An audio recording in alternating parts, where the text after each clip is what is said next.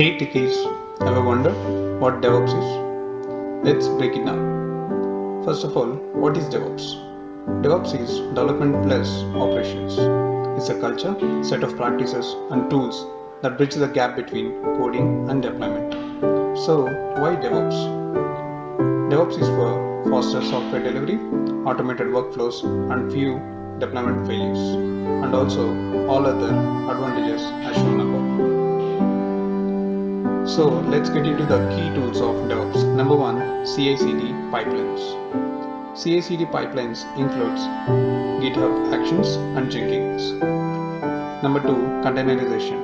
Containerization consists of tools like Docker and Kubernetes. Number three, infrastructure as code. Infrastructure as code have Terraforms and Ansibles. Number four, monitoring includes Prometheus and Grafana.